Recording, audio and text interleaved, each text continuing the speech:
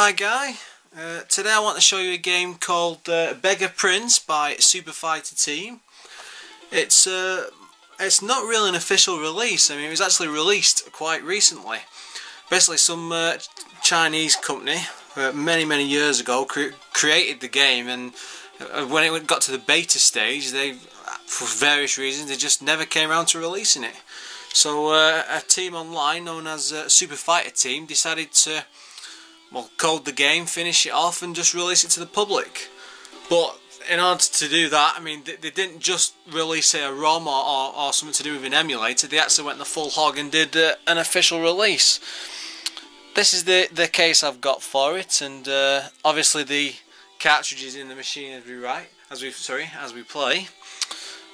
We get a full printed manual with it. It's excellent quality, and honestly it's just like an official release. You know, artwork, full colour pages, stories, you know, you name it, this game's got it. So let's just have a quick look at the game, shall we? It's a role-playing game. I'm actually quite a way into this myself because I've owned it for about a month now. So just to start with, I thought I'd start by showing you a new game, and then just to show you the introduction and what it's about, and then we'll have a look at where I've been up to, just to see what the battle system's like. So let's begin.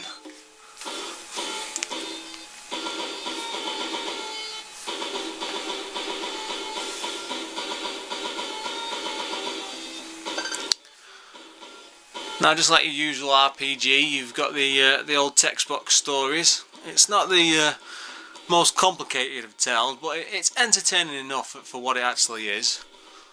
I could just skip through this part, but basically, just to summarise it for you, you play a prince who becomes tired of just hanging around the castle and decides to get out one day and visit the town. Thing is, he's not the best of princes. He's quite stuck up, very spoilt. So he decides to trade places with a beggar, and then all that happens is the beggar decides to stay. So the prince is cast out in the cold.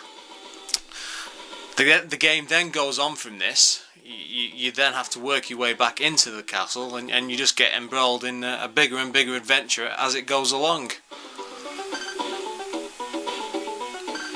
As you can see, just flick through the story as we're going along, but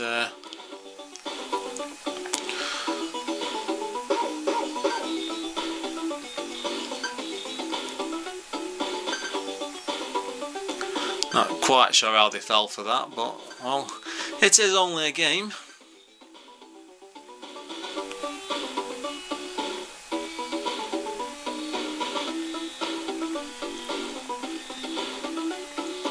Yeah, we're out in the castle grounds, and of course here's the beggar.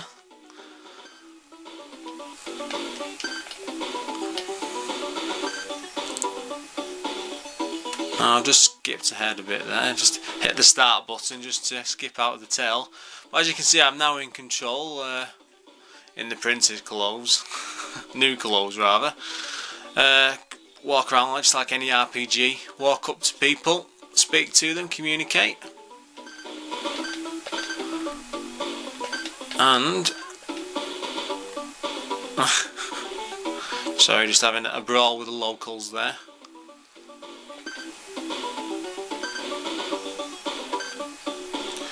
And this is where we get our first weapon.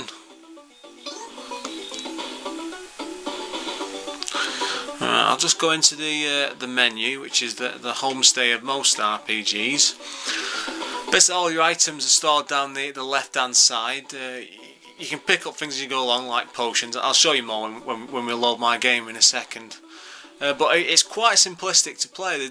You're not overloaded with figures as you're going along. Everything you see on there is pretty much as far as it goes. You know, the spells you can only access whilst you're actually in battle, but which I'll show you in a second. Just thought I'd give you a walk around to show you what it's actually like. I mean, it's extremely detailed, and the team did do some excellent work on it. I mean, there has been reports on the web of quite a few bugs for the first edition. I believe I've got the third one, I haven't had any crashes so far, and I'm a good way into the game, so just walking it. That's just picking up a standard item. Let's just have a look at the battle system, shall we? Let's go into the menu system, select load. This is where I'm up to at the moment. Level 13, quite far on. Now this, sorry for a bit of a jolt, but this is the world map, what it looks like in general. Your standard RPG fare, nothing too fancy. But I mean, there is quite a lot of landscapes and things you can do. Now we're on to the battle system.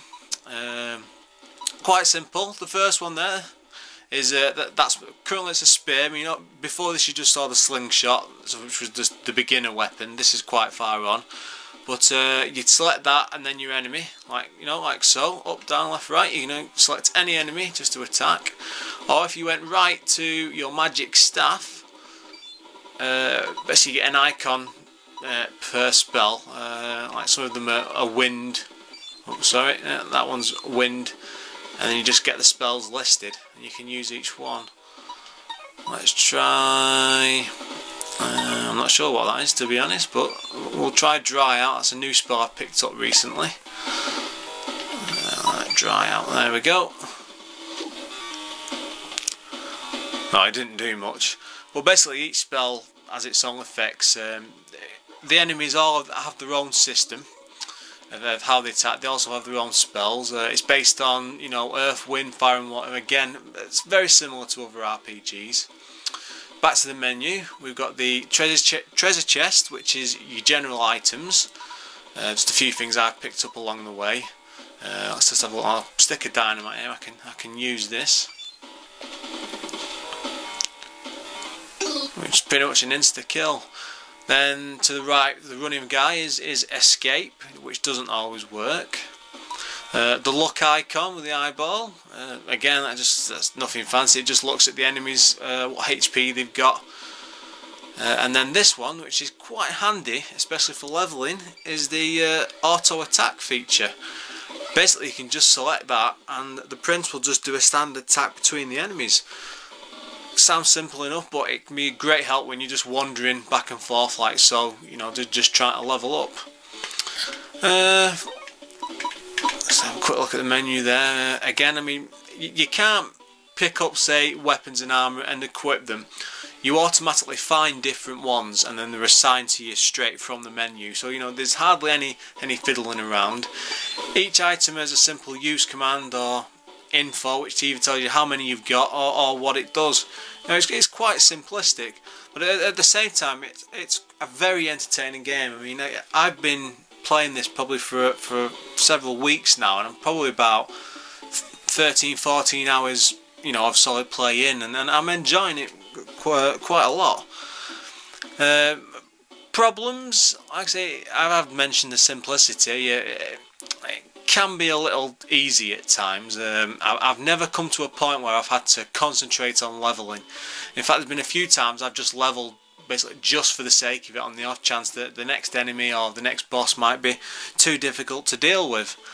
But beside that, yeah, I mean, it is quite a good game, especially for what effectively is a homebrew title. I mean, it was going to be an official release, but never came out. But they did a hell of a job putting it all together and coming up with this.